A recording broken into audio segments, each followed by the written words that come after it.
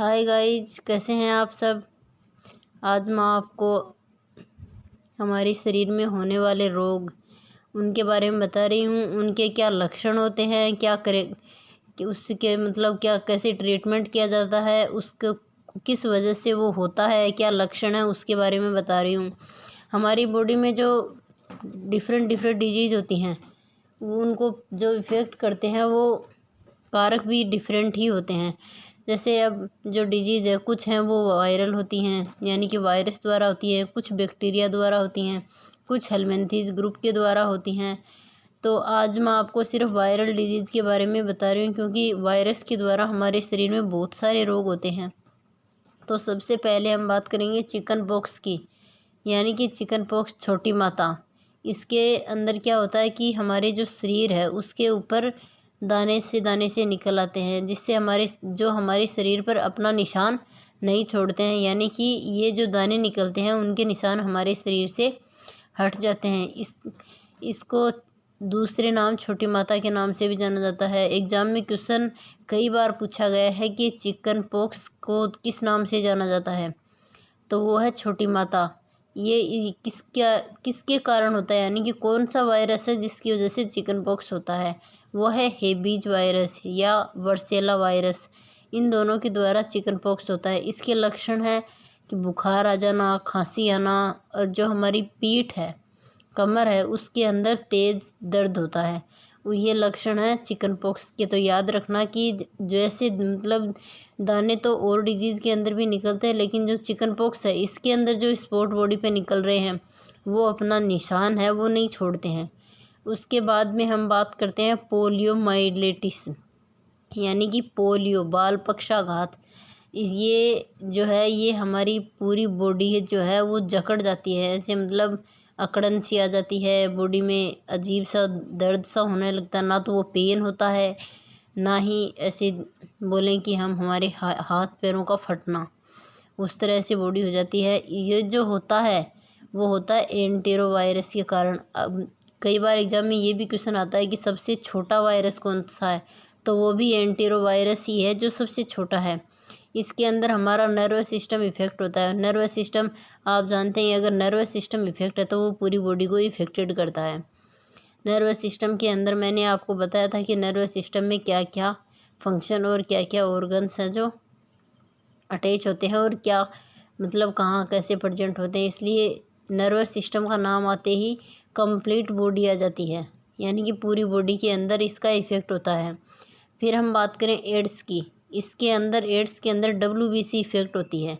हमारे शरीर के अंदर ग्रेन्यूल्स प्रेजेंट होती हैं, RBC है, WBC है, प्लेटलेट्स है, लेकिन एड्स के अंदर ओनली WBC इफेक्ट होती है। और जो इसको किसके कारण होता है, वो है HIV के कारण। इसका ट्रीटमेंट ये बहुत सारे एग्जाम में पूछा जाता है कि एड्स का ट्रीटमेंट किस के द्वारा किया जाता है, तो वो है जीडोबुडीज AZT। और इसकी जो जांच है, एड्स का जो उसका पता लगाना कि एड्स का पता कैसे लगे कि इसको क्या डिजीज़ है, ये एड्स है या नहीं है, वो होता है एलाइसा टेस्ट। उसके बाद हम बात करते हैं डेंगू की। ये डेंगू अभी तो नहीं है, लेकिन कुछ समय यानी कि आज से 1.5-2 साल पहले डेंगू काफ़ी फैला हुआ था। इसे हड्डी तोड़ बुखार कहते हैं, क्योंकि इसके अंदर हाथ पैर बहुत ज़्यादा दर्द करते हैं, और जो हमारे हाथ पैर हैं उनमें हमारे चलने की हिम्मत नहीं रहती है। ऐसे लगता है जैसे कि हमारे हाथ पैर टूट गए हैं। ये होता किसकी वजह से ये मादा एनाफिलीज जो मच्छर होती है ना, उसके कारण होता है। और वो भी होती है एडीज इजिप्ट फीमेल होती है, ये मॉस्किटो के इसके कारण होता है। इसके अंदर जो ये एनाफिलीज मच्छर है उसके कारण उसके अंदर डेंगू वायरस प्रेजेंट होता है, जिसकी वजह से डेंगू होता है। और डेंगू अगर हो रहा है तो वो शुद्ध पानी से हो रहा है। डेंगू कभी भी जो गंदा पानी है उसके सेवन से डेंगू डिजीज़ नहीं होती है, इससे शुद्ध पानी से ये होता है। इसीलिए कहते हैं कि अगर गेम्बूसिया मछली है वो पीने के पानी में डाल दी जाए तो जो डेंगू है वो नहीं होता है। इसकी डेंगू के अंदर प्लेटलेट्स हैं वो डाउन आ जाती हैं।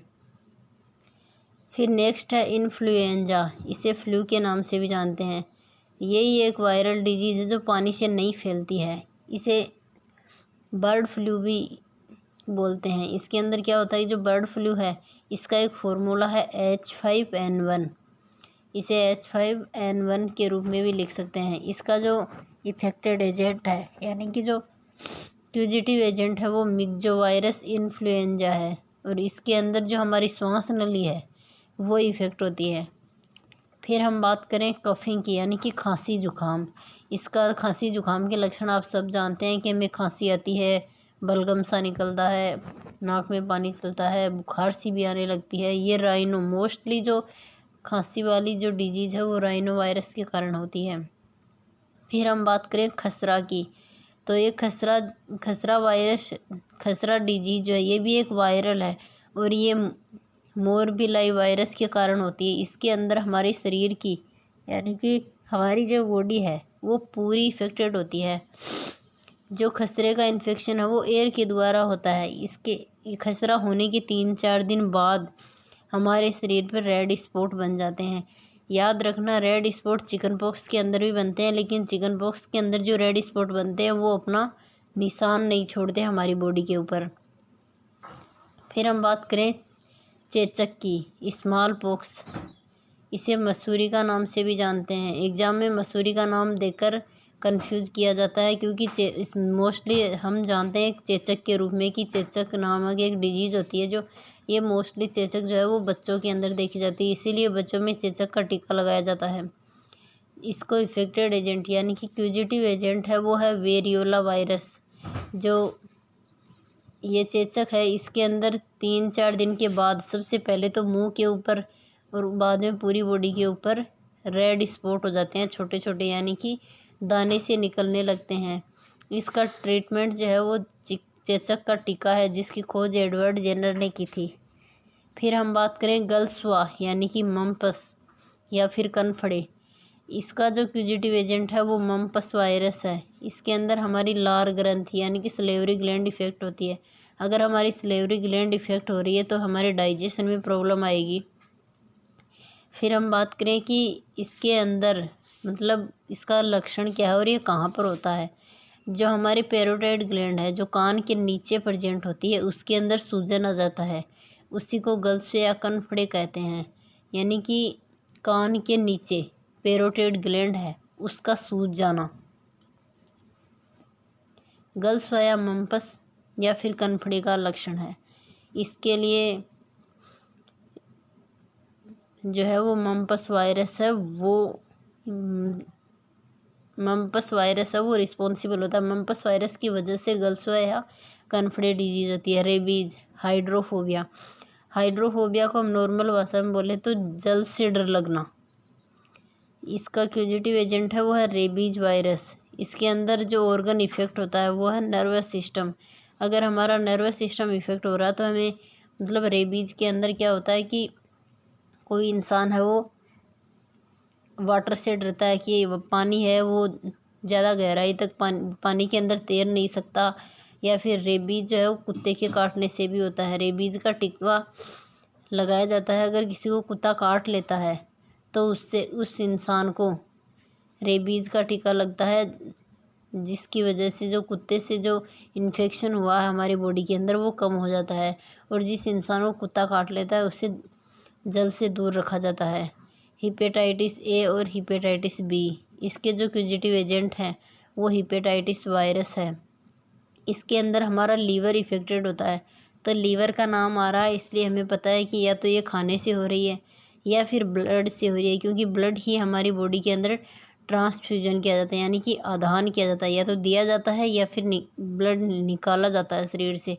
मोस्टली जो ब्लड हमारी बॉडी के अंदर चढ़ाया जाता है वो अगर मैच नहीं हो या फिर किसी को हिपेटाइटिस डिजीज़ पहले से है और उसका ब्लड हमें चढ़ा दिया गया तो उससे भी हिपेटाइटिस बी डिजीज़ हो सकती है। और जो खाने से होती है यानी कि फूड पॉइजनिंग हो गई या फिर खाने के अंदर कुछ ऐसे एजेंट प्रेजेंट हों जो हमारे लिए लाभदायक ना हो तो उनसे हिपेटाइटिस ए डिजीज़ हो जाती है। फिर हम बात करें ट्रोकोमा डिजीज़ की। ये ट्रेकोमा डिजीज़ है। इसके अंदर हमारी आँख का जो कॉर्निया होता है वो इफ़ेक्टेड होता है और हमें देखने में प्रॉब्लम होती है। एसबी स्टेटस, ये एक वायरस है एसबी स्टेटस, जिसके द्वारा एम्फीसेमा डिजीज़ होता है। इसके नेक्स्ट पार्ट में मैं आपको बैक्टीरियल डिजीज़ के बारे में बताऊंगी। Thank you.